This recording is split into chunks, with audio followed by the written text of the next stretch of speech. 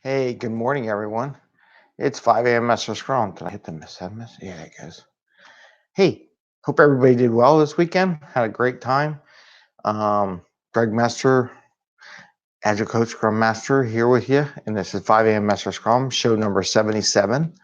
It is a Monday. Of course, it's a Monday. Let's see the clock. And we're in the 5 o'clock hour. So we're at 5:36, it looks like.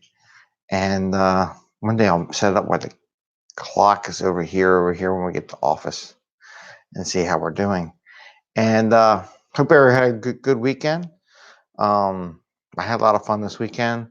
We talk about Agile and Scrum and different business items. So we're going to talk about a couple different things, some networking stuff today. And then we're going to talk about dependencies and how that all works out. So this weekend, we do this thing where we have, and I challenge everybody. So it was a really interesting weekend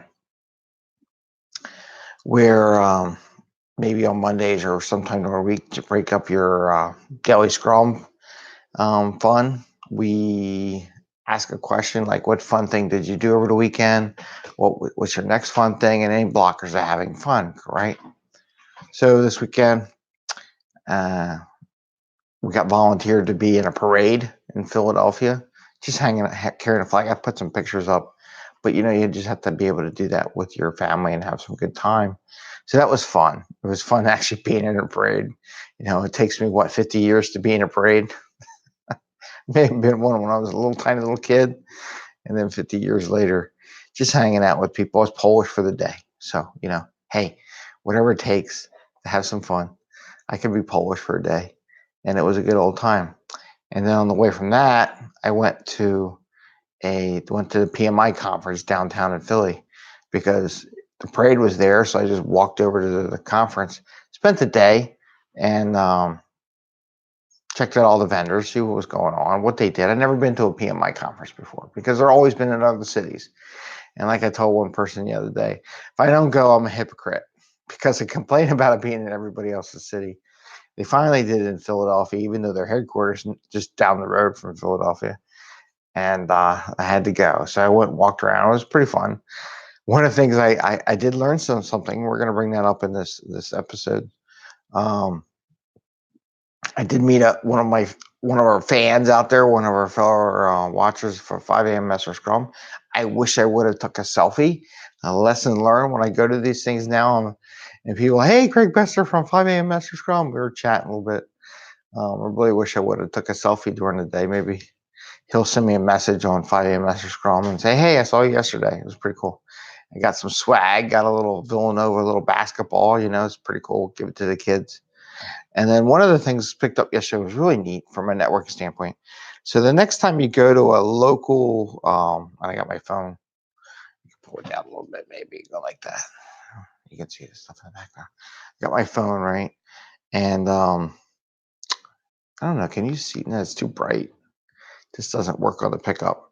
But in LinkedIn, found a new thing for connecting, and this is a great idea. And they talked about it, but I don't think they could take it next step. So the next time you do one of these Agile coffees, you go to a local chapter for networking. Do what fun thing did you do? What was your next fun thing? You can do that too. But I found this neat thing where you click on the little icon with the people on it, right? So you're in your app on your phone, click on the little networking people option, right? And then you go manage. No, oh no, okay. This is the thing I had a problem with. So it shows up. There should be a bottom right-hand corner, a little blue icon with a person's outline or silhouette with a little plus sign. And that's to find other people. What I learned is sometimes that's not there, and you gotta scroll. If you scroll up or scroll down, it might disappear. And so there was a little thing where I was trying to find it during the show. I couldn't find it. And they had LinkedIn people at this event talking about it. This is where I learned it from LinkedIn people. So you click on the little person with the plus, and there's find nearby, right? You should see find nearby. You click on it, it will turn it on. Now, what you do, you have everybody in the networking event turn that on at the same time. And this thing only works when everybody else is on. But this is a great way. You want to meet all your connections at the event, do it at the beginning, right? And then just start liking everybody or connecting with everybody at the event. And then you can get back later and you can network them and talk with them. The one feature I would have added to this, and I was trying to show, can you do it? No, it gives you a picture. But it's pretty cool. Find nearby. So do this at your next networking event. It'll get you more connections and you'll be able to find people you work with and talk more. The only feature I would have added to it to give to LinkedIn was it would be neat if it would have showed the people I'm already connected to, especially at a big conference. Like, hey, they should have a sign at the beginning of the conference saying, hey, turn on your connections nearby. And rather than just only find new connections, it would be really cool if it said, hey, because I think Facebook kind of does it where, hey, someone's in the area if you want to connect with them. So LinkedIn does it new ones, right? Facebook does existing ones. I wish LinkedIn would also do existing ones while you're at a big conference like that. And you can find out if there's anybody that you're connected with at one of those big conferences. You're like, oh, hey, meet me over at the Caterpillar exhibit or whatever that was there. So that was cool. I wanted to share that with you from a network perspective. So the next time you go to a local networking event, tell them all, tell the host, hey, I'm going to get up, stand up. We're going to do a networking thing right now. And I'm going to do it all the time. So I'm going to tell my little local networking things, they should do this just so everybody's connected in LinkedIn. Later on, you can talk about the event and everything like that. And it's always good to have more connections than less. And to be honest with you, if they're all at a similar event that you're at, you're all going to want to be connected anyhow. You share some of the same interests, so why not do it, right? All right. So dependencies, right? The other day, I got the little whiteboard. The other day, and this is 5am Mester Scrum. Please like and subscribe, share with your friends. Hit the little bell, right? This is show 77 for those who are on podcasts. It's kind of a reminder as they fade in and out. And we're still in the kitchen because I haven't cleaned the office yet. Maybe I'll try to do some of that this morning. I got most of it cleaned up, but I got a lot of work to do. So I got the whiteboard. So dependency planning, right? And there's a couple different things. One, I always look at from a team. We talked about a product owner having, 2 to 3 sprints of backlog, right? No more than 3 because it changes. And as we talked about over the weekend, because I woke up early to do 5am Mester Scrum, I'm listening to the financial news and they're talking about how, it's what dawned on me. It didn't dawn on me. It said the change of what's going on and things, what needs to be done. So anyway, it's live video. So things happen and you might have to just radically just throw everything out and start over again anyhow. So right there. So you're 2 to 3 sprints in. What this gives you a chance for your technical people. Okay, you want these ideas. You'd be able to find some dependencies. And people are like, why do we want to do that? Why do we want to figure that ahead? I don't know about you, but one of the biggest problems I see in Agile and Scrum is that people wait to the sprint to go talk to the other people that they have a dependency on to get it done in the sprint. And then they go, I don't know why I couldn't get the sprint done. And they complain that I had a dependency and the other team couldn't get it done, right? Well, yeah, you gave them a 1 week's notice. They were doing other things. They have to drop everything so they can, help you out, which is the wrong way of thinking. So if 2 to 3 sprints, you have some dependencies, right? And I'm going to pull this down just a tad bit. There you go, right there. So then you can see the full whiteboard. So that's why we do the 2 to 3 sprints. 2 to 3 sprints. Now this is if you don't have any scaling. If you have 3 of backlog, right? So if you have 2 to 3 sprints of backlog, think about it. You have, once you start doing 2 to 3 sprints, that's if this is 2 weeks, 2 weeks, 2 weeks. I mean, you can give up like 6 weeks worth of notice to people that you're going to have a dependency. That's plenty of time, right? That's plenty of time to get stuff done and cut it unless they're really not able to adapt to 6 weeks notice. And then I would have a question about that organization. Maybe we should go fix them too. But oh, you got 6 months. But one, you got your PI and safe if you start scaling, right? So you need to do this for any kind of Scrum activities in general, but you have your PI planning, right? And in your PI planning, they tell you you lay out your different, you got your teams, like you got, I'm drawing a grid here and I got team 1, 2, and I'm just going to do 3 teams, and maybe you have some externals at the bottom, right? And then you have sprint 1, sprint 2, sprint 3, and maybe there's a sprint 4. What are they usually 5-6 sprints? And then because it's usually like a quarter, they like, I mean, it's so calendar based, right? Sprint 5. And they usually talk about features, and you put your feature in.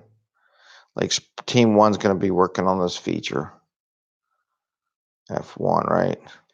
And maybe they need something from team B to get done here, and they have a feature or something, right? Like that. But features go across sprints. Like you can be working on a feature that takes all this time, right? Which is nice. It's 5 sprints or epic, depending what language you talk, right? Epic or feature. That takes multiple sprints to get done because it's just a lot of work. Well, it's all fine and dandy. And then you draw lines like maybe this team is looking for something here, some feature here, and feature 5 or whatever, and that's linked to this feature to get this feature done.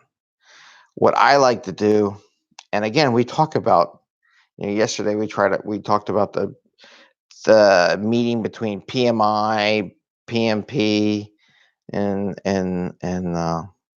Agile Scrum, and neither of the two shall ever meet because we ever get all in the same, there'll be a battle, right? Like, oh, we need waterfall. Oh, we need Scrum. We don't need any planning. There is some planning. What I like to do is to look at stories. And as a program manager, again, I love this because when I see people do this, I say, well, how do you plan? It's really important when you say, I need this feature. Let's say I'm here. I got this feature, right? But in here, there's so many little squares. Like I'm in sprint 4. I got this feature for team 1 at the top, and there's some stories that are in sprint 3, and maybe there's 2 stories in sprint 4. What I really want to know is when, let's say this one story in sprint 4 has a dependency on a feature in sprint 2 or a story. Maybe it's just not a whole feature. Maybe it's just some little thing from some other team. And you want to minimize dependencies, but this chart. So maybe I get a little story in here, right? You want to make sure that this story and this feature in team 2 that's in sprint 2 gets done prior to this. What I find is that I find some teams that do this and they say, hey, I need features. And this has no value. This absolutely has no value whatsoever. Watch this. So I got teams that'll go, I have a feature that's going to span these 3 sprints, right? And I'm in team 1, and I got a feature going from sprint 2, going to 3, and going to 4, and it's feature whatever. And then in team 2, I also have a feature that's the same feature we're working on. And that one also goes from sprint 2, 3 to 4. And then maybe I have this one in team 3 at the bottom, and I have a feature that spreads. Maybe there's some shared resource thing kind of thing. Feature sprint 1 and sprint 2. So, and then typically the way PI the books and everything say, well, this feature up here, this feature 1 for team 1 is dependent on both feature 2, which is team 2, which is covering the same time frame, and also I got feature 2 or feature 3 and team 3 that goes from sprint 1 to sprint 2, right? So there's some features, and you would take some string and you would attach it to the feature, right? Okay, that's well and dandy. So I have feature 1 depends, or depends, I go backwards, depends on feature 2 on team 2, and feature 1 depends on feature 3 and team 3, right? And we're at 1539, so we'll do this kind of quick. That doesn't tell you anything. You need to identify which story and which sprint actually depends. So maybe it's more like story for feature 1 is in sprint 1, depends on the story and feature 2 for team 2 and sprint 2, and the story and feature 3 and team 3, which is sprint 1, kind of depend on each other to get done. That is more valuable information. And so myself, from a project manager, I know where the handoffs are. But what they don't tell you, what if you decided as a team, this is where the flaw is in that and the way they do it. Let's say the team decide, oh, we're going to do this story that depended on the team in sprint 2. However, team 2 decide they're not going to work on their dependent story until sprint 3. So they're not going to get working. So you plan and do all this work, and it actually goes forward, and that becomes a little red string. I mean, if you don't identify what story in your feature is dependent, and then they move it to the first string, it's kind of like valueless unless you're going to tell me you're in a system which is maybe more effective that each feature is done in a sprint, right? If you can do features and your features don't span multiple sprints, then that system works out okay, where I have some feature and maybe there's some stories in here. Like here, I'm just drawing a feature in sprint 2 for team 3 that feeds into a feature that's in sprint 3 for team 2, which feeds into a feature that's in sprint 4 for team 1. And if the features are just within the sprint, then that system works. But once these features start expanding in multiple sprints, some idiot can put the story that they're depending on in sprint 3 and for team 1, and team 2 does their feature, which is also in sprint 3, in the same sprint. Maybe then you can't start any work maybe until you get the other work done. So anyway, just kind of wanted to talk about the feature dependencies, how it helps both Agile, Scrum, and in the old day I saw a lot of PMP, a lot of Microsoft project stuff, a lot of project oriented at the PMI thing, where you would do your Gantt chart. So with that, I want to end the 5 a.m. Mester Scrum because we're at the 1828 mark. We're kind of higher than normal. I hope everybody's doing well. It's a Monday. Have a happy day. Enjoy your day. Please like and subscribe our show, and go get some swag at an event. I think PMI is still today if you're in Philadelphia, and try the LinkedIn thing. Go on there. Just real quick review. Go on LinkedIn. Boom. And you hit and you go to your little people network thing. There should be a little blue icon with the person with the plus. Hit that. Hit find friends, find nearby at your next event, and get the people to interact with each other as a coach or scrum master, and go meet some more people that you work with. With that, we'll say thank you very much. Happy scrumming. Have a great day. And let's start up that week in a positive note.